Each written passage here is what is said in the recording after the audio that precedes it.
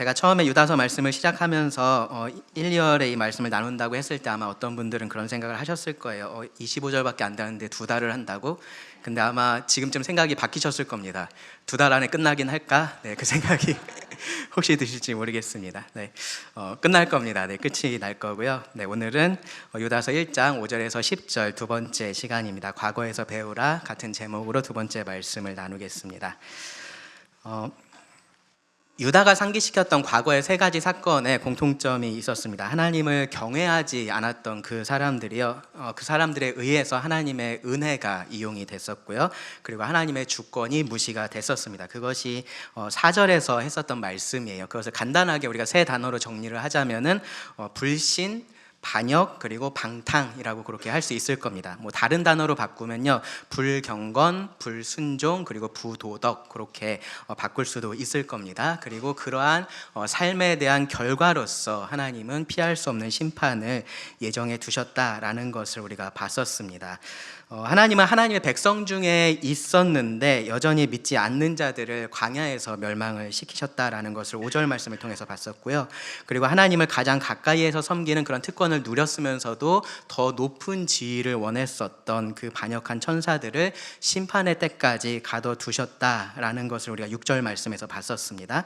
그리고 이 하나님의 동산과 같이 풍요로웠던 그 소돔과 고모라가 그들의 정욕을 따랐을 때, 방탕했을 때 하나님께서 영원한 불로 그들을 심판하셨다라는 것을 7절 말씀을 봤었습니다.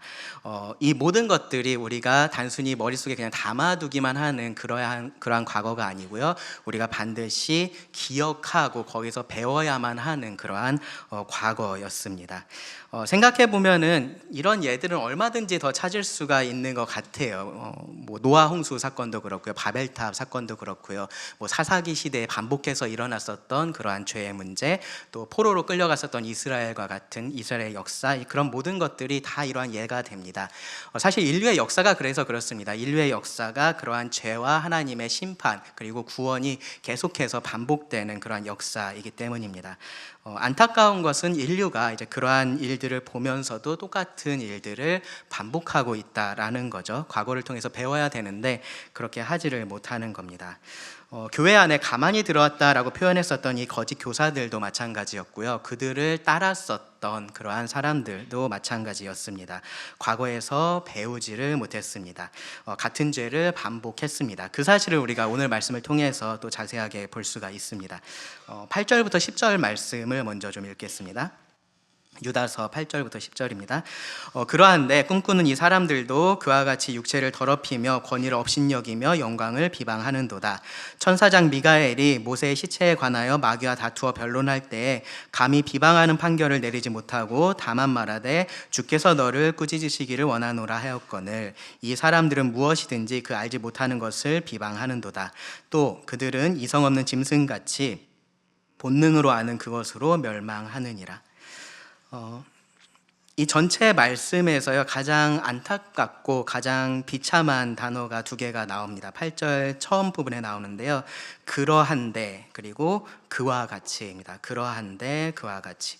이 모든 과거에도 불구하고 그러한데도 이 사람들이 그와 같이 똑같이 그 길을 걸어갔다라는 겁니다. 거기서 배우지를 못한 겁니다. 하나님의 경고의 말씀을 듣지를 않았습니다. 정해진 심판이 있다라는 것을 뻔히 알면서 그 길을 향해서 갔습니다.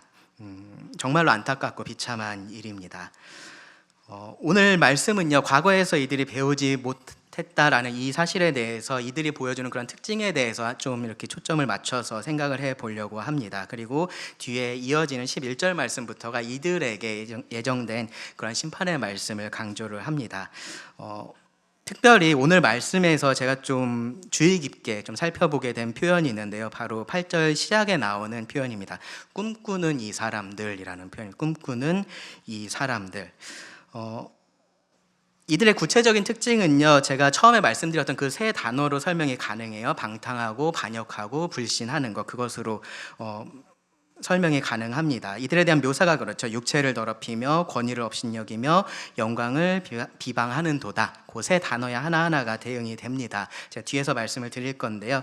그런데 이 표현이 굉장히 흥미롭습니다. 꿈꾸는 이 사람들. 앞에서는요, 앞에 4절에서는 보면은 이 사람들에 대해서 가만히 들어온 사람들이라고 표현을 했었어요. 그렇죠? 근데 여기서는 꿈꾸는 이 사람들이라고 말을 하고 있습니다. 꿈꾸는 사람들이라는 게 무슨 뜻일까 좀 생각을 해볼 필요가 있습니다. 이 사람들이 어떤 허황된 꿈을 꾸고 있었다, 이제 그런 의미가 아니에요. 이 사람들이 무슨 다른 사람들은 품지 못하는 원대한 비전을 품고 있는 사람들이다, 비저널이라 그러죠. 그러한 의미도 아닙니다. 이 사람들이 허황된 꿈을 꾸고 있었던 것은 맞아요. 그렇죠? 이 과거의 길을 그대로 따르면서도 괜찮을 것처럼 생각을 했었잖아요. 그렇기 때문에 허황된 꿈을 꾸고 있는 것은 맞는데, 근데 여기서 의미하는 바는 그것은 아닙니다. 꿈꾸는 사람들이라는 말은요, 여기서 말하는 이 꿈이라는 것은 환상을 의미를 합니다. 계시적인 꿈을 말을 하는 거예요. 무슨 의미냐면은, 간단하게 말하면은 이 사람들은 자신들의 꿈을 하나님의 계시로서 생각을 하고 그렇다라고 주장을 했었던 사람들이다라는 의미입니다. 앞에 설교에서도 제가 이런 말씀을 잠깐 드렸었는데요. 하나님의 진리를 떠나서 살기 위해서는요, 뭐가 필요하냐면은 그것에 대해서 괜찮다고 말해주는 사람이 필요합니다. 그러한 삶이 괜찮다라고 말해주는 그러한 거짓이 필요한 거죠. 아담과 하와를 생각을 해보시면요, 뱀이 그런 역할을 했어요. 하나님의 명령을 어기면 죽을까 두려워했었던, 그래서 계속해서 그 명령을 지키며 살았었던 그들에게 뱀이 와서 뭐라고 얘기했습니까? 그것을 먹어도 결코 죽지 아니하리라 라고 말을 해줬죠. 괜찮다라고 얘기를 해준 겁니다. 그러니까 그 길을 따라갔습니다. 많은 사람들이 이제 어디서 그러한 평안함을 느끼냐면요, 다수에서 평안함을 느껴요. 자세히 모르기는 하고 내가 그것을 다 알아볼 수도 없는데, 그냥 많은 사람들이 그렇다라고 하니까, 그게 옳다라고 하니까 그냥 그게 맞겠거니라는 생각을 그렇게 하는 겁니다. 자신이 듣고 싶은 말이 있을 때가 있어요. 그것에 대해서 다른 사람들이 얘기를 하면은 거봐 내가 맞잖아 라고 그렇게 한다라는 거죠. 때로는요, 정말로 듣고 싶은 얘기가 있으면 얼마나 많은 사람이 그 이야기를 하는지도 그렇게 중요하게 생각하지 않습니다. 한두 사람만, 내가 아닌 누군가가 한두 사람만 비슷한 얘기를 해도 그게 맞다라고 생각을 해요. 그게 맞으니까 저런 얘기를 또 하지라고 그렇게 생각을 합니다. 오늘날을 여러분 잘 생각을 해보시면요, 오늘날 우리가 살고 있는 이 시대에는 정말로 자기가 원하는 것을 골라서 볼 수 있고 골라서 들을 수 있는 세대예요. 그렇죠? 제가 어렸을 때만 해도 TV가 나오면 TV를 봤어야 됐어요. 그냥 거기서 보여주는 대로 봤어야 됐습니다. 근데 지금은 어떻습니까? 지금은 편안하게 자기가 원하는 것을 골라서 볼 수 있는 시대가 됐습니다. 이거 마음에 안 들면 마음에 드는 다른 거를 보면 되는 그런 시대가 된 거예요. 그 말을 다르게 말하면요, 나한테 괜찮아 라고 말해주는 그러한 사람들이 많아졌다라는 겁니다. 그렇게 말해주는 사람을 찾기가 너무 쉬워졌다라는 거예요. 요새 AI에 대한 말씀 많이 들어보시죠? 그렇죠? 제가 처음에 그 AI를 썼던 게 언제였었냐 하면은, 이렇게 글 같은 거를 쓰고 맞춤법 검사를 하려고 AI에 넣어서 맞춤법 검사해줘, 이제 그렇게 했습니다. 예전에는 제가 그 맞춤법 검사기를 따로 돌렸었는데 AI가 생겨서 궁금해서 한번 해봤어요. 그랬더니 제 자존감이 갑자기 확 올라갔습니다. 왜 그랬냐면은 AI를 돌리니까 얘가 맞춤법 검사만 해주는 게 아니라 당신이 쓴 글은 깊은 통찰력과 묵상에서 나온 막 그런 식으로 얘기를 해주는 거예요. 그래서 이거 정말 내가 뭐 좀 제대로 된 뭔가 써냈나 막 그런 생각이 막 드는 겁니다. 이거 책으로 내야 되나 막 그런 생각들이 드는 거죠. 처음에 막 그랬어요. 근데 이제 계속 해보니까 이게 그냥 의뢰하는 말이구나라는 것을 알게 됐어요. 그냥 올려놓으면 무조건 그냥 그렇게 얘기하는구나, 이제 그렇게 알게 됐습니다. 근데 제가 드리고 싶은 얘기는 뭐냐면은, 심지어 AI도 우리들에게 그렇게 한다라는 거예요. 이 AI가 학습해서 그렇게 사람들에게 해주는 것이 좋다라고 지금 학습을 하고 저희한테 그렇게 하고 있다라는 겁니다. 내가 저 사람이 듣고 싶은 얘기를 해주면 저 사람이 이걸 더 잘 사용할 거라는 것을 알고 있는 거죠. 우리가 그런 시대에 살고 있는 겁니다. 내가 듣기 좋아하는 거짓이 내 안에 자리 잡기에 너무 쉬운 그러한 시대를 우리가 살고 있는 겁니다. 유다서가 기록될 당시에 교회 안에 이 거짓을 들고 왔었던 그 사람들은요, 자신들의 특별한 권위를 강조를 했습니다. 그들은 자신들에게 하나님께서 꿈을 통해서 말씀을 하셨다라고 주장을 했습니다. 그러니까 이 사람들이 하는 말이 단순히 사람의 말이 아닌 게 되는 거죠, 그렇죠? 그리고 꿈이라는 것 확인할 수 없잖아요, 그렇죠? 내가 그 사람 꿈속에 들어가서 무슨 꿈을 꾸고 있는지 확인해 볼 수가 없습니다. 그 사람이 어떤 경험을 했다라고 하면은 그냥 믿어주는 수밖에 없는 거죠. 그렇게 해서 이 사람들이 자신들의 말을 하나님의 말로 승격을 시킨 겁니다. 그러면서 사람들을 미혹을 한 거예요. 히브리서 1장 1절에 보시면 하나님께서 선지자를 통해서 여러 부분과 여러 모양으로 말씀을 하셨다라고 이야기를 합니다. 우리가 그렇다는 거 잘 알고 있습니다, 그렇죠? 모세처럼 직접적으로 하나님의 말씀을 들었었던 경우들도 있는데 많은 경우에 하나님께서 꿈이나 환상 같은 것들을 통해서 말씀을 하셨어요. 뭐 요셉이나 다니엘 같은 사람, 대표적인 사람들입니다. 신약으로 와도 마찬가지예요. 사도행전 같은 데 보시면은 베드로나 바울에게 하나님께서 그런 환상을 보여주셔서 말씀하시는 것을 볼 수 있고요. 요한계시록도 하나님께서 요한에게 보여주셨던 그러한 환상을 기록을 한 겁니다. 그렇기 때문에 지금보다도 이때가 그렇게 꿈을 통해서 하나님께서 나에게 뭔가를 계시해 주셨다라고 주장하는 것이 일반적으로 더 설득력 있게 들릴 수 있는 그러한 시대였었다라는 거고요. 그러한 점을 이 거짓 교사들이 노리고 있었던 겁니다. 이 사람들이 구체적으로 어떻게 그렇게 했을까? 이제 그런 부분에 대해서 사실 상수를 하고는 있지 않습니다. 근데 이어지는 말씀들을 보면요, 이들의 특징들에 대해서 얘기를 하고요. 그리고 그것을 통해서 우리가 좀 생각해 볼 수 있는, 추측해 볼 수 있는 것들이 있습니다. 특별히 이들이 꿈꾸는 자들이었다라는 것, 즉 하나님의 권위를 가지고서 그렇게 했다라는 것이요, 이들의 부도덕함과 불순종과 불경건함과 어떻게 연관이 되어 있는지를 우리가 볼 수 있습니다. 그것들을 좀 하나씩 좀 살펴볼게요. 다시 8절 말씀으로 가서 보시면요, 첫 번째 특징이 뭐냐면 이들은 육체를 더럽힌다라고 말을 합니다. 그와 같이 육체를 더럽히며 방탕한 거죠. 앞에서 말했었던 그 소돔의 사람들과 같은 경우입니다.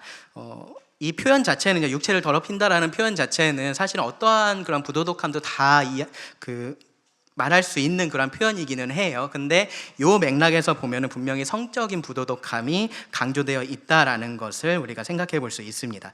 방탕으로서 스스로의 육체를 이 사람들이 그렇게 더럽히고 있었습니다.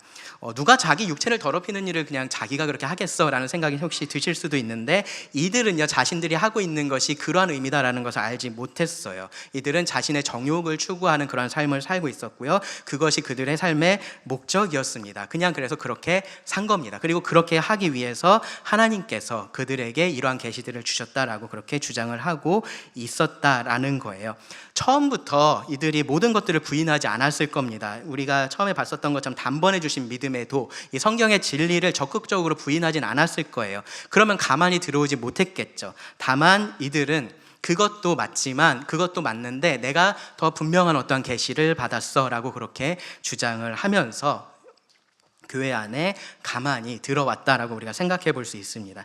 특별히 어떤 부분에서 그렇게 시작을 했을 거냐 하면요, 좀 모호한 부분들, 우리가 진리의 회색지대라고 생각하는 그러한 부분에 대해서 시작을 했을 겁니다. 제가 고린도 교회의 예를 통해서 좀 가상의 예를 들어서 말씀을 좀 드려보겠습니다. 고린도 교회에서는 실제로 있었던 일이지만 그 안에 만약에 지금 여기서 말하고 있는 이런 거짓 교사가 꿈꾸는 자들이 그 안에 있었다면 이러한 일들이 벌어졌을 겁니다. 같이 한번 생각을 해보세요. 바울이 우상에 바쳐졌던 음식에 대해서 기록한 말씀이 있습니다. 그것에 대해서 이들은요, 자유함을 강조하는 그러한 주장을 하면서 자신이 방탕한 삶을 살고 또 사람들을 그러한 대로 이끌었을 수 있습니다. 무슨 말이냐 하면요, 한번 생각을 해보세요. 우리가 얼마든지 우상에게 바쳐진 음식을 먹을 수 있다라고 그렇게 말을 할 수 있다라는 겁니다. 그리고 그 자체가 그렇게 틀린 주장도 아닌 거예요. 바울은 우상이 아무것도 아니다라고 말을 했고요. 그렇기 때문에 우상에게 바쳐진 그 음식을 먹는 것도 그 자체로서는 아무런 문제가 없다라는 그러한 입장이었습니다. 고린도전서 8장 4절, 10장 25절 그런 말씀들을 보면 우리가 알 수 있습니다.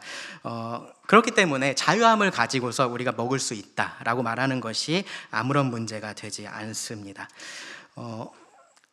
우상에게 바쳐졌던 음식을 먹고 안 먹고의 문제는 우리가 흔히 말하는 진리의 회색지대에 있는 부분이 맞아요.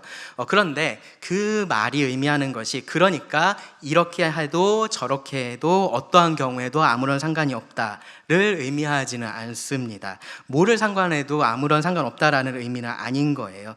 그럼에도 불구하고 이 거짓 교사들은 이 말이 마치 그런 의미인 것처럼, 그냥 마음대로 우리가 할 수 있는 대로 해도 되는 것처럼 그렇게 결론을 내렸다라는 겁니다. 바울은요, 사실은 그러한 자신의 입장을 이야기하고 나서 무슨 얘기를 했냐면은, 모두가 그런 지식을 가지고 있는 것도 아니고 모두가 그런 양심을 가지고 있는 것도 아니다라는 이야기를 합니다. 그래서 자기 양심과 다른 성도들의 양심을 고려해서 행해야 할 것에 대해서 분명하게 말을 합니다. 그리고 고린도전서 8장 11절 12절을 보시면요, 그렇게 하지 않는 것이 그리스도께서 위하여 죽으신 형제에게 죄를 짓는 것이다 라고 말을 하고요, 그리고 그렇게 하는 것이 또한 그리스도에게 죄를 짓는 것이다 라고 분명하게 말을 해요. 그러니까 이것을 잘 구분해서 이해를 해야 되는 겁니다. 우상에게 바쳐졌던 음식을 먹는 것 자체가 죄냐라고 했을 때는 그렇지 않다가 답인 거예요. 근데 그렇다고 해서 그것을 죄라고 생각하고 있는 그 사람의 양심을 상하게 하고 그 사람을 실족하게 하는 것, 그 사람으로 하여금 죄를 짓게 만드는 것은 분명히 죄다라고 지금 말을 하고 있는 겁니다. 이 말씀에 따르면요, 그것이 복음에 정면으로 반하는 죄라고 말을 하고 있습니다. 이런 말이요, 누군가에게는 굉장히 복잡하게 들립니다. 그리고 좀 모호하게 들리기도 해요. 그래서 어떻게 하라는 거냐라는 생각이 드는 거죠. 그냥 복잡하게 말하지 말고 먹어도 되면 먹어도 된다라고 얘기를 하고, 아니면 안 된다라고 얘기를 하지 뭐 이렇게 말이 길어라고 그런 생각이 들 수 있는 거예요. 어떤 사람은요, 뒤에 말은 듣지를 않습니다. 앞에서 이야기한 것만 딱 듣고서 거기서 끝나는 겁니다. 먹어도 없네. 그러면은 그냥 맘대로 해도 되겠네. 이제 그렇게 생각이 끝나 버리는 겁니다.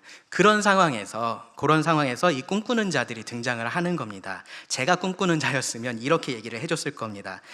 바울도 우상은 아무것도 아니라고 했습니다. 저도 하나님에게 받은 계시가 있는데요, 똑같았습니다. 그러니까 우상하고 관련된 이 음식은 아무런 문제도 없는 그냥 음식일 뿐입니다. 이제는 여러분들도 율법주의에서 벗어나셔야 됩니다. 여러분들이 주님 안에서, 그리스도 안에서 참 자유를 누리셔야 됩니다. 여러분 드시고 싶으면 얼마든지 드셔도 상관없습니다. 이 자유를 누리고 있지 못하는 형제가 있으면, 자매가 있으면, 그거는 그 사람의 연약함이고 하나님께서 그것은 해결해 주실 거니까 그런 거 신경 쓰지 말고 원하는 대로 그렇게 하시면 됩니다. 어때요? 친절하게 잘 들리시죠? 그렇죠? 그냥 그렇게 하면 될 것 같죠? 많은 사람들에게 그렇게 들렸을 겁니다. 단순 명료하잖아요. 그렇죠? 먹으라는 거예요. 그럼 내 맘대로 그냥 먹으면 그만인 겁니다. 특별히 어떤 사람들에게 더 잘 들리냐면 율법주의에서 벗어나고 싶은 마음이 있는 사람, 그런 사람에게는 정말로 귀가 솔깃한 그러한 이야기입니다. 여기 12절, 유다서 12절 말씀을 보시면요, 이런 얘기를 해주는 그 사람에 대해서 이런 표현을 써요. 그들은 기탄 없이 너희와 함께 먹으니 너희의 애찬의 암초요 자기 몸만 기르는 목자요 라고 이야기를 합니다. 지금 안 좋은 표현을 사용하고 있지만 그러한 표현들을 싹 걷어내고 사실만 일단 먼저 보면은, 이 사람들은 성도들과 함께 애찬을 함께 먹는 그런 사람들이었던 거예요. 그렇죠? 같이 식사 교제를 하는 그런 사람들이었습니다. 그리고 또 뭐라 그럽니까? 목자라는 표현을 쓰죠. 그렇죠? 목자와 같은 그러한 사람들이었습니다. 이 사람들이 그렇게 했을 겁니다. 자유롭게 우상에게 바쳐져 있는 그런 음식들을 먹었을 겁니다. 어쩌면 함께 애찬을 하고 있는 그 자리에 그런 음식들을 가져와서 보세요, 이런 거 먹는 거 괜찮아요, 이런 자유함 여러분 누리셔도 괜찮습니다 라고 그렇게 했을 겁니다. 그러한 말을 듣고요, 그리고 그러한 모습들을 보면은 그동안 그러한 것에 있어서 그러한 이야기를 듣고 싶어 했었던 사람들은 이제 용기를 내는 겁니다. 저렇게 할 수 있겠구나, 저렇게 내가 해도 되겠구나, 나도 저렇게 해야 되는구나 라는 생각을 하게 되는 겁니다. 용기를 내서 우상의 제물을 먹으면서 다른 형제들을 하게 하는 그러한 죄를 담대하게 그냥 범하게 되는 겁니다. 그런데요, 문제가 거기서만 끝나지 않습니다. 사실 이러한 회색지대, 진리의 회색지대라고 불리는 그런 데 관심을 갖는 사람들은요, 그 이상의 무언가를 원하는 경우가 대부분입니다. 우상의 재물에만 관심이 있었던 것이 아니에요. 우상의 재물을 먹느냐 먹지 않느냐 그거에만 관심을 가지고 있는 게 아니고요, 그것이 의미하는 혹은 그것을 통해서 얻을 수 있는 그 이상을 이 사람들은 원하고 있었을 겁니다. 뭐냐 하면요, 과거의 삶으로 돌아가는 겁니다. 우상숭배라는 것이요, 여러분 지금 우리가 우상숭배라는 것을 보면 하나님을 섬기는 것과 우상을 섬기는 것 그냥 둘 중에 하나, 그렇게 생각하실 수 있는데요, 사실 그렇지 않아요. 그 당시에 우상숭배라는 것은요, 그들에게 있어서는 하나의 문화였고요, 그것이 하나의 축제였고 하나의 즐길거리였습니다. 세상에서 가장 재밌는 곳에 찾아가려면은 우상숭배하는 곳에 가면은 그곳이 가장 즐겁고 기쁨을 줄 수 있는 그러한 장소였다라는 겁니다. 그래서 교회 안에 들어온 사람들이 여전히 그런 삶을 그리워하고 있었습니다. 오늘날도 그렇죠. 오늘날도 교회 안에 들어왔는데 여전히 창문을 통해서 바깥을 계속해서 보고 있는 사람들이 있습니다. 저거 좋았던 것 같은데, 나도 저런 삶 살고 싶은데, 그런 생각들을 하는 사람들이 많은 것하고 똑같습니다. 사실 꿈꾸는 사람들이라고 말하고 있는 이 사람들도요, 그런 사람들인 겁니다. 그런 사람들에게 우상의 재물이 아무것도 아니고 우상도 아무것도 아니다라는 이 말이 그들에게 자유함을 주는 그런 말이 됐을 겁니다. 그래서 그들은 우상에게 제사가 드려지는 그런 자리에 함께 하면서요, 죄악된 삶을 즐기고 동시에 양심의 자유함도 누리게 됐을 겁니다. 우상은 아무것도 아니니까 라고 하면서 그렇게 했을 겁니다. 그것에 대해서 사실은요, 바울이 고린도전서 10장 19절 21절에서 분명히 얘기를 했어요. 단순히 우상의 재물을 먹고 안 먹고의 문제가 아니라는 것을 이야기를 했습니다. 그런즉 내가 무엇을 말하느냐? 우상의 재물은 무엇이며 우상은 무엇이냐? 무릇 이방인이 제사하는 것은 귀신에게 하는 것이요 하나님께 제사하는 것이 아니니 나는 너희가 귀신과 교제하는 자가 되기를 원하지 아니하노라. 너희가 주의 잔과 귀신의 잔을 겸하여 마시지 못하고 주의 식탁과 귀신의 식탁에 겸하여 참여하지 못하리라. 결국은요, 이들이 이러한 거짓을 받아들이고 그것을 추구하면서 그것에 권위를 부여했었던 이유는요, 그것을 통해서 그들이 얻고 싶어 했었던 그러한 삶이 있었기 때문인 거예요. 자신의 정욕을 따르는 그런 삶을 원하고 있었던 것 뿐입니다. 그렇기 때문에 이 진리 안에 그 정욕을 위한 작은 틈이라도 보이면은 그곳을 파고들었던 겁니다. 그리고 육체를 더럽히는 방탕의 열매를 맺었었던 겁니다. 한 가지 예를 더 생각을 해볼게요. 이 꿈꾸는 자들이 특별히 성적인 부도덕함에 있어서 더 큰 문제가 있었으니까 그 부분을 한번 생각을 해보겠습니다. 고린도전서 5장을 보면요, 거기서 음행의 문제를 다루고 있습니다. 교회 안에 음행의 문제가 있었어요. 그리고 그 음행에도 종류가 있었는데요, 이 음행은, 이 고린도 교회 안에 있었던 이 음행은요, 세상에서도 지탄을 받을 그러한 음행이었습니다. 그런데 교회가 그런 음행을 그냥 용납을 하고 있었습니다. 고린도전서 5장 2절에 보면 바울은 고린도 교회가 교만하여졌다라고 그렇게 말을 합니다. 그래서 이 교회가 이런 죄가 교회 안에서 계속해서 벌어지고 있는데도 통한이 여기지를 않고 음행한 자를 쫓아내지도 않는다라고 하면서 책망하는 모습을 보게 됩니다. 자, 그런 곳에 꿈꾸는 사람이 있습니다. 제가 꿈꾸는 사람입니다. 가서 이런 이야기를 합니다. 잘 들어보세요. 예수님도 죄 없는 자가 먼저 돌로 치라라고 그렇게 말씀하지 않으셨습니까? 우리가 뭐라고 이 사람들을 정죄하고 쫓아낼 수가 있습니까? 우리도 다 죄인인데 그럼 우리도 다 쫓겨나야 되는 거 아닙니까? 어젯밤에 제가 성경을 읽다 잠이 들었어요. 근데 꿈속에서 하나님께서 저한테 그런 얘기를 해주시더라고요. 그 형제를 사랑해야 된다고. 그 형제를 사랑해야 된다고. 아침에 일어났는데 그 말씀이 너무나 생생하게 머릿속에서 맴돌았습니다.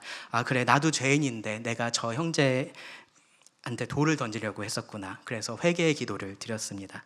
우리가 저 사람 사랑으로 용납해줘야 됩니다. 그렇게 하는 게 우리 교회의 자랑이잖아요. 어떻습니까? 사랑의 말로 들리시죠? 그렇죠? 사랑이 넘치는 말로 들릴 겁니다. 심지어 어떻게 들릴 거냐 하면요, 이 바울이 했었던 이 얘기가 정말로 사랑 없는 사람이 한 사람을 매장시키려고 했었던 그러한 말로 느껴지실 겁니다. 근데 정말로 그렇냐라는 거죠. 그렇지 않습니다. 고린도전서 이 5장의 상황에서 이 음행한 사람은요, 6장 말씀에 따르면은 이 사람은 하나님의 나라를 유업으로 받지 못할 사람이에요. 네. 실수로 한번 이러한 죄를 저지른 것이 아니고요, 계속해서 그것이 옳다라고 생각하면서 그것을 즐기면서 사는 그러한 사람이었기 때문입니다. 이 사람을 음행한 사람, 음행하는 사람이라고 부를 수밖에 없는 그런 사람이었기 때문에 그렇습니다. 그런 사람이 하나님의 나라를 유업으로 받지 못한다라고 성경은 분명하게 얘기를 해요. 그런데 교회가 그런 사람을 괜찮다라고 하면서 성도라고 그냥 받아주고 있으면 오히려 그것은 무엇을 하고 있는 거냐 하면요, 이 사람을 확신 가운데, 하늘나라로 간다라는 그런 확신 가운데 편안하게 그대로 지옥으로 가게 그냥 내버려 두는 일이 되는 겁니다. 절대로 사랑하는 사람을 할 수 없는 일인 거예요.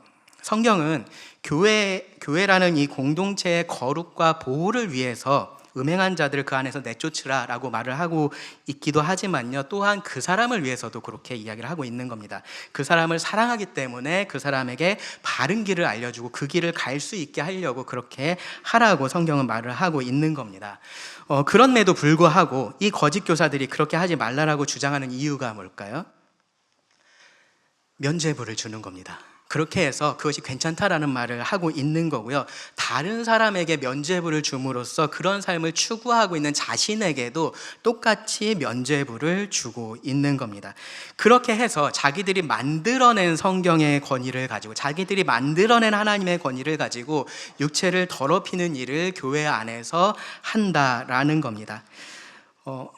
여러분, 이 말씀을 드시면서 무슨 생각이 드시는지 모르겠습니다. 여러분 생각해 보시면요, 오늘날의 이 이단을 잘 생각을 해 보시면요, 이단의 교주들이 이것하고 똑같은 모습을 명확하게 보이고 있어요.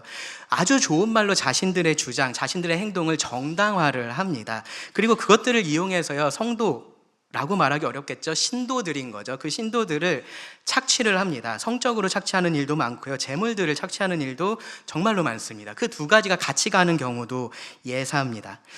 미국에서 가장 유명한 치유 사역자 중에 한 사람인 베니 힌이라는 사람이 있습니다. 그 사람은 어떻게 주장을 하냐면은 자기는 성령님께서 자기 방에 직접 나타나셔서 같이 대화를 한다라고 주장을 해요. 네, 모세처럼 그렇게 한다라는 거죠. 그리고 그 성령님께서 당신의 병을 낫게 하신다라고 말씀을 하셨다라고 하면서 치유 사역을 합니다. 그렇게 해서 수백억이 넘는 그런 막대한 부를 쌓았습니다. 자가 비행기를 타고 다녀요.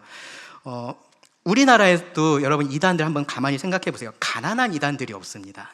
그렇죠? 가난하게 사는 이단들이 없습니다. 놀랍게도 다들 부자들입니다. 왜냐하면 그런 삶을 추구하고 있는 사람들이 그러한 거짓을 가지고 교회 안에 들어온 것이기 때문에 그렇습니다. 성적인 착취도 마찬가지예요. 지난주에도 뉴스에 보니까 자기를 신이라고 주장한 그런 60대 교주가 여성 신도에게 성폭력 범죄를 저질렀다라고 그렇게 뉴스에 올라와 있더라고요. JMS 잘 아시죠? 유명한 사람입니다. 뭐라고 얘기를 했냐면은 나를 사랑하는 것이 곧 하나님을 사랑하는 것이다 라고 이야기를 했습니다. 실제로 대법원에서 징역 판정을 받기도 했습니다. 되게 신기한 이름의 이단이 하나 있는데요, 돌나라 한농 복구회라고 혹시 들어보셨나요? 못 들어보셨어요? 이거 어떤 영상이 굉장히 좀 유명해진 영상이 있는데 그 교주가 박명호라는 사람이에요. 근데 이 사람이 주장한 교리 중에 하나가 창기 십자가라는 교리가 있습니다. 이름도 좀 불경스럽죠. 창기 십자가라는 게 있는데 무슨 의미냐면은 이 세상이 창기가 됐다라는 거예요. 이 세상이 창기가 됐고 자기가 그 인류의 남편이 돼서 이들을 구원해낸다라고 그렇게 이야기를 합니다. 그러면서 성범죄를 저지른 것이 언론에 보도되기도 했습니다. 이런 일들이 실제 한다라는 사실이 굉장히 놀랍기도 한데요, 근데 한편으로는 놀랍지 않은 것이 결국은 이 거짓을 따르는 사람들의 목적이 거기에 있기 때문에 결국은 거기로 귀결이 되는 겁니다. 자기 정욕을 채우는 곳을 향해서 가는 겁니다. 여기 유다서 12절 말씀을 다시 보시면 이 사람들에 대해서 자기 몸만 기르는 목자라는 표현을 사용을 해요. 그렇죠? 목자처럼 보이는데 양을 생각하는 목자가 아닌 겁니다. 자기만 생각하는 목자인 겁니다. 그래서 양이야 어떻게 됐든 자기가 원하는 것만 얻으면 그만인 거예요. 그렇게 하기 위해서 이 사람들이 듣고 싶어하는 말들을 해주는 겁니다. 그리고 그 말의 권위를 더하기 위해서 자신의 경험이나 자신의 꿈이나 그렇게 확인할 수 없는 것들을 이야기를 하고 있는 겁니다. 다른 권위들은 무너뜨리고 자신의 권위를 세우는 겁니다. 그렇게 그 권위를 업신여기는 것이 이들의 두 번째 특징입니다. 특징 두 번째, 다시 8절 말씀으로 가서 보시면 권위를 업신여긴다라고 표현을 합니다. 업신여긴다라는 말은요, 이미 세워져 있는 것을 무너뜨린다라는 의미예요. 하나님의 권위라는 것이 이미 세워져 있는 것인데 이들은 그것을 무너뜨린다라는 겁니다. 제가 지난 설교에서 그 말씀을 드렸어요. 이 죄의 핵심에 있는 것이 사실은 이 권위의 문제입니다. 왕이신 하나님을 폐위하고 내가 그 자리에 올라가는 것이 죄의 핵심에 있는 것이었잖아요. 그렇다면은 구원의 핵심에 있는 것은 다시 그 자리에 하나님께서 앉으시는 것이 구원에 있어서의 핵심이 됩니다. 그런데 이 사람들은요, 구원을 말하면서도 그렇게 하지를 않았다라는 거예요. 직접적으로 그렇게 하지 않았을 겁니다. 하나님의 권위를 무너뜨리는 말들을 하지는 않았을 겁니다. 그런데 실제로는 이 하나님의 권위를 이용해서 자기 권위를 세우는 것으로서 그러한 일들을 했습니다. 겉으로 보기에는 하나님의 권위를 따르는 것처럼 그렇게 보였을 거예요. 하나님께서 나에게 계시를 주셨고 나는 그것을 꿈으로 받았으니까 순종할 수밖에 없어 라는 그런 말들을 했을 겁니다. 제가 그 가상의 예를 통해서 고린도 교회 안에서 벌어졌던 그러한 일에 대해서 말씀을 드렸었는데 그러한 일들이 이 안에서 있었을 겁니다.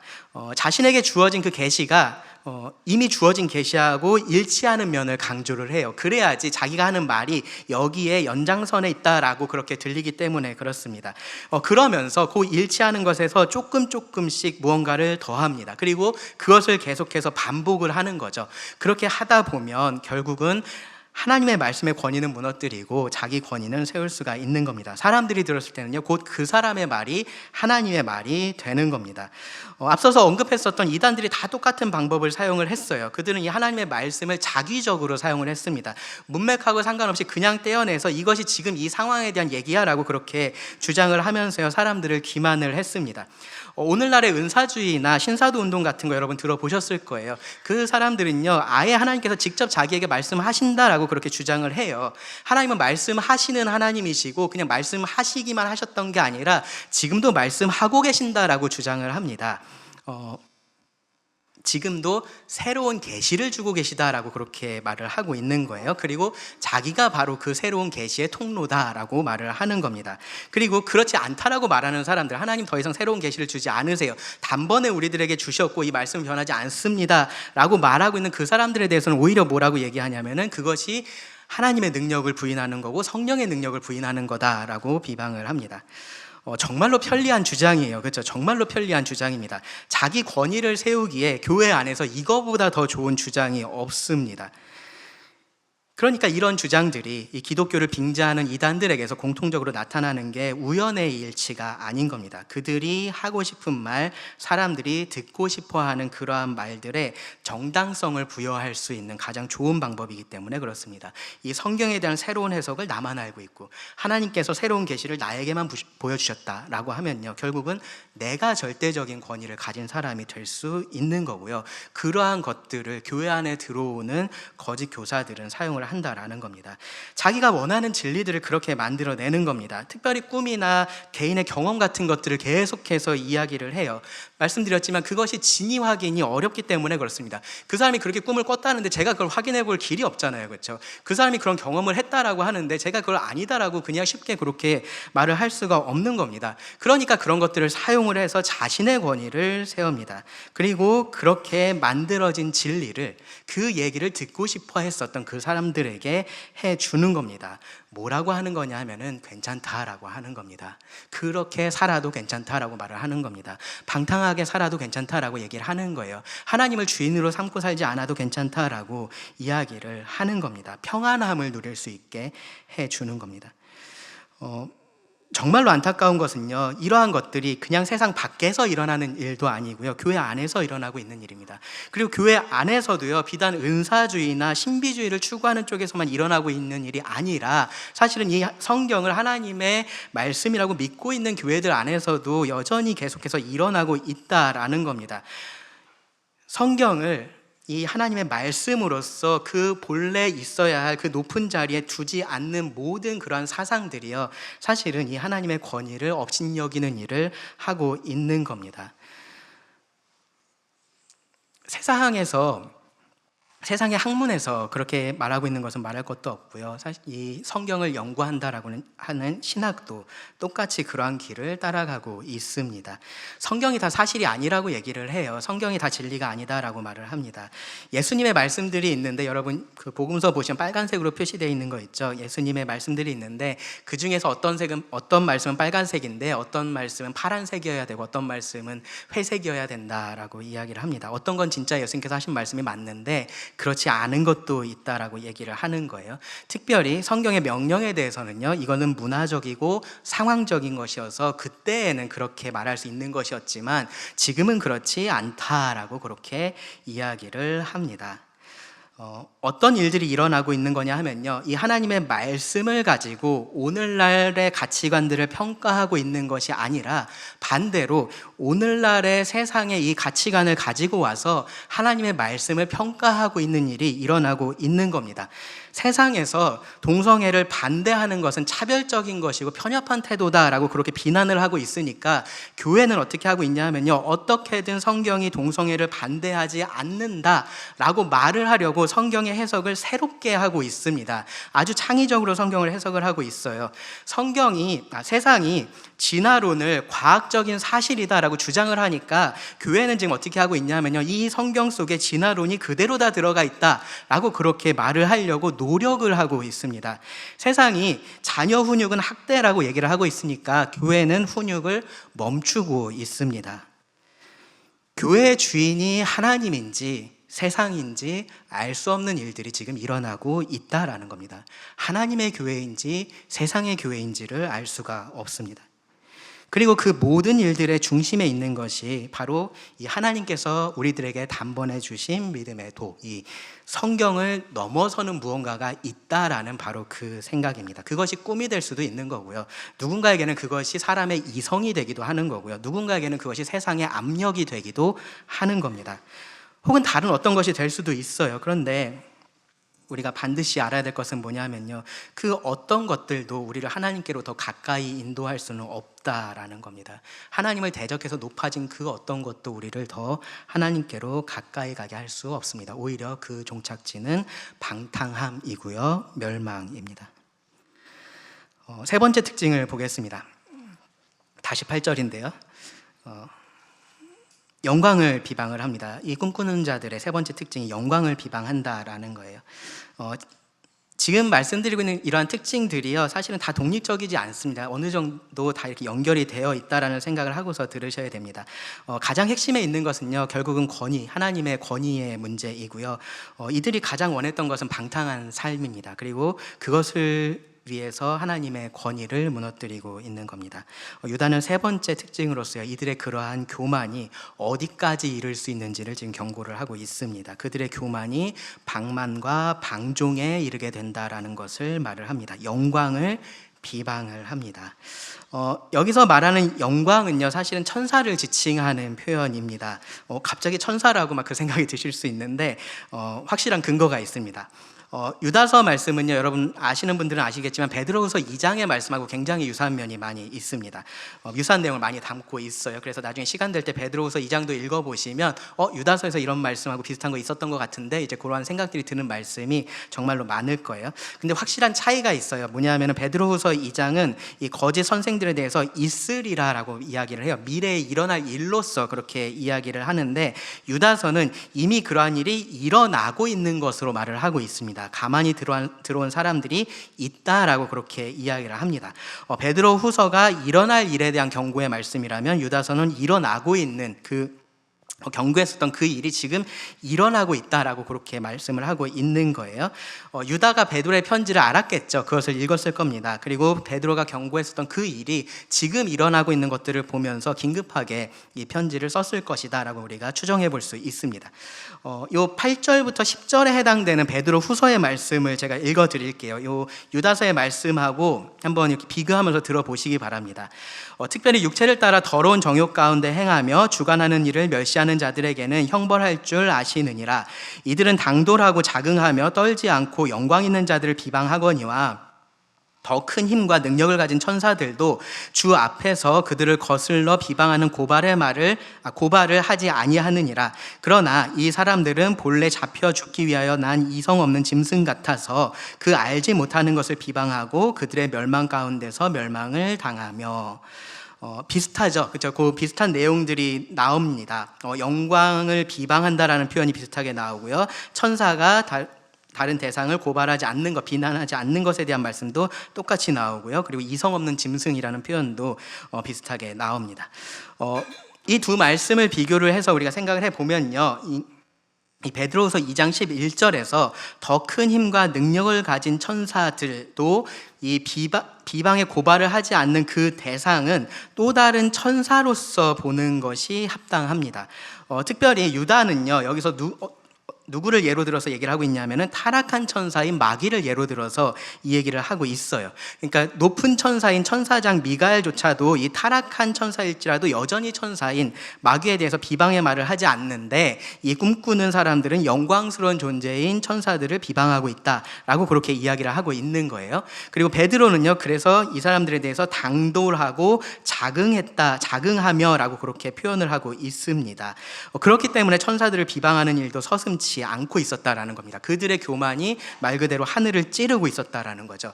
하나님을 비방하는 말을 할 수는 없었을 거예요. 그런데 그들 자신을 마치 천사보다 높은 수준으로 높여서 그들을 비방하고 판단했다라는 겁니다. 그래서 여기 유다서 10절 말씀에서 보시면 이들을 이성 없는 짐승에 비유를 하고 있는 거예요. 고삐 풀린 망아지라는 표현을 쓰죠. 딱 그런 모습으로 지금 그리고 있는 겁니다. 한 가지 이제 요 9절 말씀에서 굉장히 좀 흥미로운 부분이 있습니다.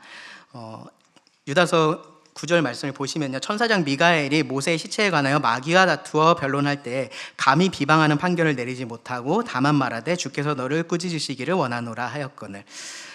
이 말씀 구약 어디에 있는 말씀일까요? 전 시간에도 물어봤는데 아무도 모르시더라고요. 혹시 아시는 분 계신가요? 네, 아시면 안 됩니다. 왜냐하면 구약에 나오지 않는 내용이어서 그렇습니다. 물론 이제 모세의 죽음에 대한 말씀은 신명기에 나오지만 미가엘과 마귀가 모세 시체를 두고서 다투는 이러한 모습은 구약에서 나오지 않는 말씀이에요. 이 내용 자체도 굉장히 흥미롭죠. 그렇죠? 무슨 판타지 만화에서 나올 법한 막 천사들이 막 이렇게 싸우고 있는 이제 그러한 모습입니다. 사실 할 수 있는 얘기들이 많은데 이제 그런 얘기들을 다 하면은 이 본문의 의도를 이해하는데 오히려 방해가 될 것 같아서 다 하지는 않을 거고요. 간단하게만 말씀을 드리면 지금 이 장면에 대해서 우리가 어떻게 이해를 해야 되겠냐, 구약에 나오지 않는 것인데 이렇게 신약에 기록된 이 말씀 우리가 어떻게 이해해야 되느냐인데요. 간단하게 말씀드리면 이 전통으로 전해져 오던 이러한 이야기들을 하나님께서 유다를 통해서 사실로서 확인해 주셨다라고 그렇게 우리가 이해를 하면 됩니다. 그러니까 그럼 그 전통이 다 사실이냐? 그렇지는 않아요. 그렇죠? 그것을 의미하는 것이 아니라 이것에 한해서 성경이 확인해 주고 있다라고 그렇게 이해를 하시면 될 겁니다. 구체적인 내용들은 사실은 유다나 유다서의 독자들에게 이런 것들이 문제가 되지 않았을 거예요. 그래서 우리도 자세하게 이것을 더 보는 것이 그렇게 유익이 되지는 않을 것 같습니다. 근데 여기서 이제 유다가 이 예를 통해서 강조하려고 하는 것을 우리가 좀 잘 생각을 해봐야 됩니다. 뭐를 강조하려고 하는 거냐 하면은 천사장인 미가엘조차도 타락한 천사인 마귀에 대해서 이런 비방의 말을 하지 않았다라는 거예요. 왜 그렇게 하지 않았느냐? 그것을 그가 할 수 있는 일이라고 생각하지 않았기 때문입니다. 오직 재판장이신 하나님께서만 그 일을 하실 수 있는 거지 내가 단순히 그렇게 할 수 있는 일이 아니다라고 생각을 한 거예요. 그래서 9절 끝에 보시면 미가엘이 뭐라고 얘기했냐면 주께서 너를 꾸짖으시기를 원하노라. 이것이 할 수 있는 최선이었다라는 겁니다. 그런데 이 꿈꾸는 사람들이 지금 그 선을 넘어가고 있다라고 말을 하고 있는 거예요. 이 사람들이 구체적으로 어떻게 이 천사들을 비방했는지 그것도 우리가 다 특정해서 생각해 볼 수는 없어요. 성경을 보면요, 특별히 율법에 대해서, 말씀에 대해서 천사하고 연결지어서 말을 하고 있는 표현들이 있습니다. 그래서 이 사람들이 율법을 폐기하는 것이 천사들을 비방하는 것과 동일한 것으로 그렇게 말을 한 것일 수도 있습니다. 스데반은 사도행전 7장 53절에 보시면 율법에 대해서 천사가 전한 율법이라는 표현을 사용을 했고요. 갈라디아서 3장 19절에서도요, 천사들을 통하여 한 중보자의 손으로 베푸신 것 것이 율법이라고 그렇게 표현을 하고 있습니다. 히브리서 2장 2절도요, 천사들을 통하여 하신 말씀이라는 표현을 사용을 합니다. 신명기 33장 2절에 보시면은 모세가 하나님께서 시내산에 내려오셨을 때 그 강림하셨을 때 모습에 대해서 말을 하면서 하나님께서 1만 성도 가운데서 강림하셨다라는 표현을 사용을 해요. 성도라고 번역이 되어 있는데 문자적으로는 거룩한 존재들입니다. 그래서 천사를 지칭하는 표현으로 보는 것이 더 적합합니다. 그러니까 시내산 가운데 천사들이 하나님께서 천사들과 함께 강림을 하셨었고 그 가운데서 율법을 전수해 주셨기 때문에 이 천사가 전한 율법이라는 표현들이 계속해서 성경에 나온다라고 우리가 생각을 할 수 있는 거죠. 그러니까 이 율법의 전수 그리고 율법이 보호되는 데 있어서 천사들의 역할이 굉장히 중요했었던 거예요. 근데 이 거짓 교사들이 그런 말씀의 권위를 무너뜨리고 방탕한 삶을 추구하는 이러한 것이 이 천사들을 모욕한 것이다 라고 그렇게 볼 수도 있을 겁니다.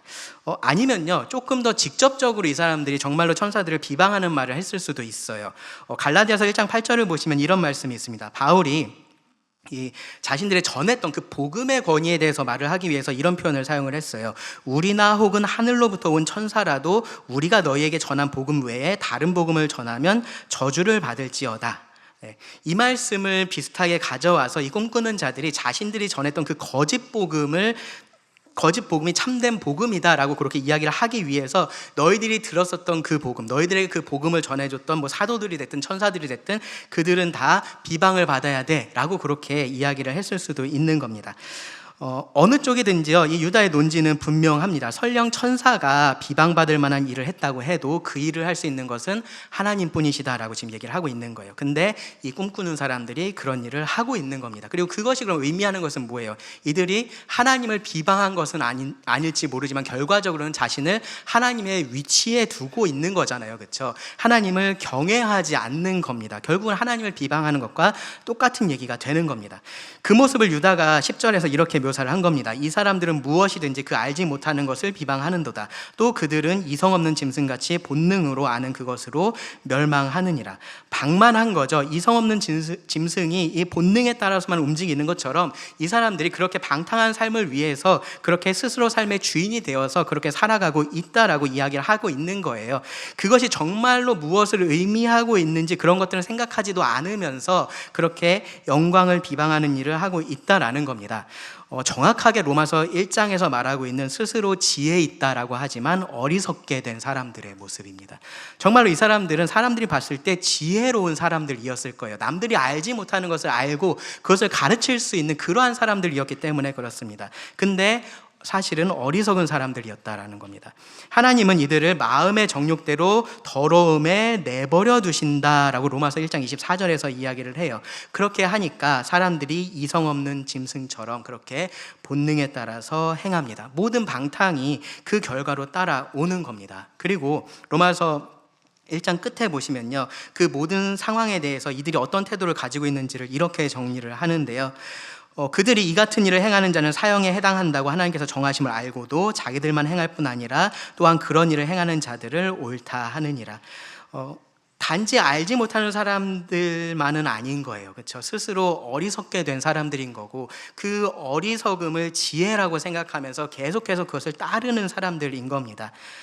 하나님의 진리가 아니라 자기가 만들어낸 진리에 따라서 살면서 그렇게 하는 겁니다. 하나님의 영광을 비방하는 일을 합니다. 그 끝이 멸망이다라고 말을 해요. 과거의 역사가 그것을 증명을 했고요. 이들은 과거에서 그것을 배웠어야 됐는데 그러지를 못했습니다. 멸망을 맞이하게 됐습니다. 그 길을 따르는 사람들도 마찬가지입니다. 한 가지 흥미로운 것은요, 하나님께서 아주 오래전에 모세에게 율법을 주시면서 이 똑같은 일에 대해서 경고를 하셨다라는 거예요. 신명기 13장 1, 2절을 보시면 이렇게 말을 합니다. 너희 중에 선지자나 꿈꾸는 자가 일어나서 이적과 기사를 너에게 보이고 그가 너에게 말한 그 이적과 기사가 이루어지고 너희가 알지 못하던 다른 신들을 우리가 따라 섬기자 말할지라도. 이 말씀은요, 이스라엘 백성들이 약속의 땅에 들어가기 직전에 주어진 말씀이에요. 그리고 이 말씀 바로 앞에 12장 32절을 보시면 내가 너희에게 명령하는 이 모든 말을 너희는 지켜 행하고 그것에 가감하지 말지니라 라고 그렇게 되어 있습니다. 하나님께서 모세를 통해서 말씀을 하셨고 거기에서 무엇을 더하거나 빼거나 하지 말라는 거예요. 근데 그 땅에 들어가면, 그 가나안 땅에 들어가면 그러한 사람들이 일어날 것이다 라고 지금 경고를 하고 있는 겁니다. 그곳에 들어가면 선지자라고 하는 사람이, 꿈꾸는 사람이 일어날 것이다 라고 이야기를 하는 거예요. 그 사람들은 하나님이 아닌 다른 신을 섬겨야 된다라고 그렇게 주장을 할 겁니다. 그러면서 그들의 말을 무엇으로 확증할 거냐 하면은 이적과 기사를 통해서 확증을 할 거다라는 겁니다. 이 이적과 기사라는 것이요, 그냥 그렇게 보이는 것일 수도 있어요. 그렇죠? 사람 앞에서 뭐 마술하는 것처럼 그렇게 이적과 기사처럼 보이는 어떤 일을 할 수도 있는데 실제로 그렇게 이적과 기사를 이 사람들이 행할 수도 있습니다. 그러한 일들을 행할 수도 있습니다. 중요한 것은 뭐냐 하면요, 그것이 실제로 이적과 기사가 행해진다고 하더라도 중요한 것은 그가 무슨 말씀을 전하고 있느냐인 겁니다. 무슨 말씀을 전하고 있느냐. 이적과 기사를 행한 그 사람이 다른 신을 따라서 섬기자라고 말을 하고 있다면 이미 하나님은 다른 신을 절대로 섬기면 안 된다라고 말씀을 하셨는데 이적과 기사를 행하는 사람이 와서 그것을 보여주면서 아니야, 우리 다른 신을 섬겨도 괜찮아, 이거 봐 라고 하고 있으면 어떻게 해야 하느냐라는 겁니다. 이 사람의 이적과 기사가 그 사람의 말을 하나님의 계시라고 증명을 하느냐라는 겁니다. 그렇지 않다라는 거예요. 신명기 13장 3절 5절에서 이렇게 말합니다. 너는 그 선지자나 그 꿈꾸는 자의 말을 청종하지 말라. 이는 너희의 하나님 여호와께서 너희가 마음을 다하고 뜻을 다하여 너희의 하나님 여호와를 사랑하는 여부를 알려하사 너희를 시험하심이니라. 너희는 너희 하나님 여호와를 따르며 그를 경외하며 그의 명령을 지키며 그의 목소리를 청종하며 그를 섬기며 그를 의지하며 그런 선지자나 꿈꾸는 자는 죽이라. 이는 그가 너희에게 너희를 애굽 땅에서 인도하여 내시며 종되었던 집에서 속량하신 너희의 하나님 여호와를 배반하게 하려 하며 너희의 하나님 여호와께서 너에게 행하라 명령하신 도에서 너를 꿰어내려고 말하였음이라. 너는 이같이 하여 너희 중에서 악을 제할지니라. 아무리 그 사람의 말이 설득력이 있고 심지어 어떠한 이적을 보여준다라고 해도 실제로 그 사람의 말이 그대로 이루어지는 것처럼 그렇게 보여도 그 말을 듣지 말라라는 겁니다. 왜 그러냐 하면은 하나님은 이미 말씀을 하셨고 그 하신 말씀을 변경하지 않기 때문인 겁니다. 하나님께서 이미 하신 말씀과 다른 말씀은 하나님의 말씀이 아니다라는 거예요. 그것이 무엇을 통해서 증명이 되든 그것을 하나님의 말씀으로 받으면 안 된다라고 말씀을 하는 겁니다. 하나님이 변하지 않으시는 분이시니까 그렇습니다. 하나님은 시건하지 않은 분이셔서 그렇습니다. 유다는 교회가 이 말씀과 같이 이 꿈꾸는 사람들에게서 멀어지고 절대로 그 길을 따르지 말라라고 지금 경고를 하고 있는 겁니다. 그리고 만약에 그렇게 하면은 그들이 똑같이 멸망의 길을 가게 될 것이다라고 말을 하고 있는 겁니다. 이제 우리에게로 와야 됩니다. 우리도 이 과거에서 배워야 됩니다. 이 말씀 시작에서 제가 가장 안타깝고 비참하다라고 말씀드렸던 그 표현, 그러한데 그와 같이라는 것이 우리들에게 사용이 되면은 안 된다라는 겁니다. 이 과거의 경고를 여러분 가볍게 생각하지 마시고요. 지금 나에게 어떤 위험이 있는지 잘 점검을 해 보시기 바랍니다. 외적으로 여러분들 하셔야 될 일이 있어요. 외적으로는요, 오늘날의 꿈꾸는 자들 여러분 정말로 조심하셔야 됩니다. 정말로 꿈꾸는 사람들이 많습니다. 하나님의 권위를 자기 권위로 삼아서 자기 말을 하고 있는 사람들이 너무나 많습니다. 근데 그들을 분별하는 것이 그렇게 쉽지가 않아요. 기본적으로 굉장히 교묘하게 말을 하고요. 그리고 또 하나는 뭐냐면요, 그 사람들이 미디어 안에 있기 때문에 그렇습니다. 제가 지난 설교에서 그 말씀을 드렸어요. 거짓은 무엇을 통해서 드러난다 그랬죠? 삶을 통해서 드러난다라고 말씀을 드렸죠. 근데 미디어에서는 삶이 보입니까? 보이질 않습니다. 네, 미디어의 장점이라고 할 수 있으면요, 뭐가 장점이냐 하면은 보여주고 싶은 것만 보여줄 수 있다라는 거예요. 보여주고 싶은 것만 사람들에게 보여줄 수 있는 것이 미디어입니다. 그러니까요, 거기에서 보여지는 것을 여러분 전부라고 생각을 하시면 안 된다라는 겁니다. 우리는요, 미디어 안에 있는 사람들의 진짜 삶을 모릅니다. 그래서 속기가 훨씬 더 쉽습니다. 그러니까 더 조심하셔야 되는 겁니다. 꿈꾸는 자들, 오늘날의 꿈꾸는 자들, 하나님의 권위를 가지고 자기 이야기를 하는 사람들, 자기 권위를 세우는 사람들, 여러분 조심하시기 바랍니다. 그리고요, 또 내적으로 우리가 해야 될 일이 있습니다. 내적으로는요, 나에게 이런 꿈꾸는 사람의 모습이 있지 않은지 여러분 잘 좀 돌아보셔야 됩니다. 이 모든 것들이요, 그냥 남의 얘기로만 끝나면 좋은데 그렇지 않을 때가 많기 때문에 그렇습니다. 어떤 경우에 우리가 이 꿈꾸는 자들의 모습과 비슷한 모습을 보이냐 하면요, 이 말씀을 하나님께서 말씀하시는 대로 읽는 것이 아니라 내가 원하는 말씀을 이 말씀 안에서 찾으려고 할 때 그러한 일들이 일어납니다.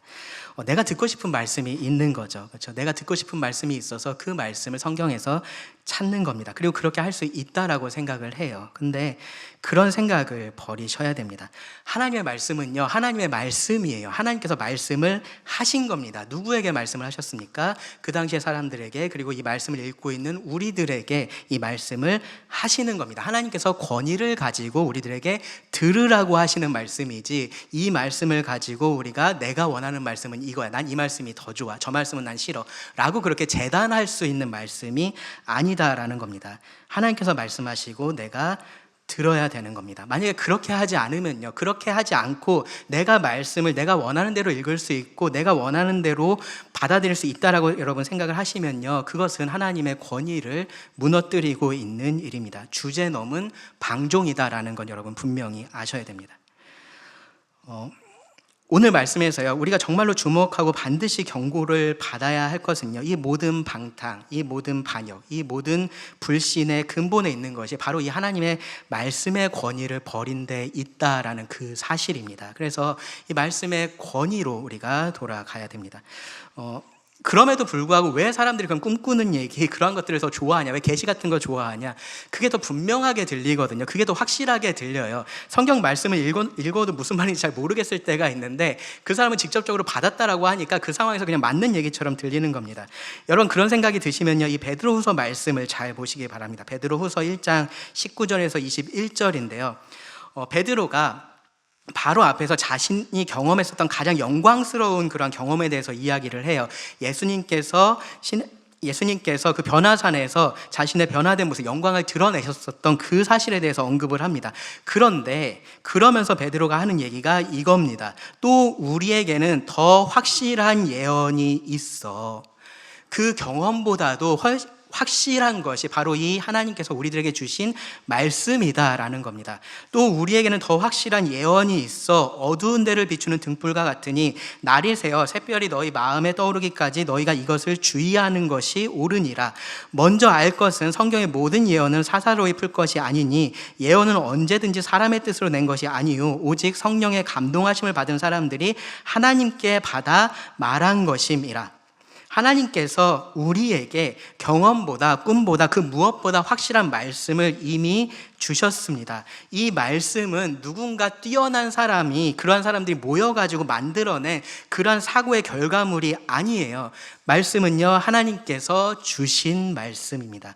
이 말씀의 권위 아래 우리가 머물러 있을 때요, 하나님께서 이 말씀으로 우리를 굳게 지켜주실 겁니다. 그렇게 우리가 믿음을 지켜갈 수 있기를 바랍니다. 기도하고 말씀 마치겠습니다. 하나님, 또 오늘 우리들에게 주신 말씀에 감사를 드립니다. 하나님, 우리가 얼마나 거짓이 만연한 시대를 살고 있는지를 생각해 봅니다. 하나님의 권위를 업신여기는 이 세상이 이미 거짓을 따라서 방탕한 길을 가고 있고 또 우리가 그 한가운데에 서 있음을 보게 됩니다. 하나님, 우리가 이 성경의 경고의 말씀을 듣게 하여 주시길 원합니다. 멸망의 길을 따르지 않게 하시고 정말로 살 길을, 영생의 길을 따를 수 있게 하여 주시기를 구합니다. 하나님의 선하신 능력이 우리와 함께 하셔서 하루하루 우리가 이 말씀에 따라서 살아가며 이 세상 가운데 하나님의 진리를 선포하는 자들이 되게 하여 주시기를 구합니다. 들은 말씀을 주님께 맡기며 예수님 이름으로 기도드립니다. 아멘.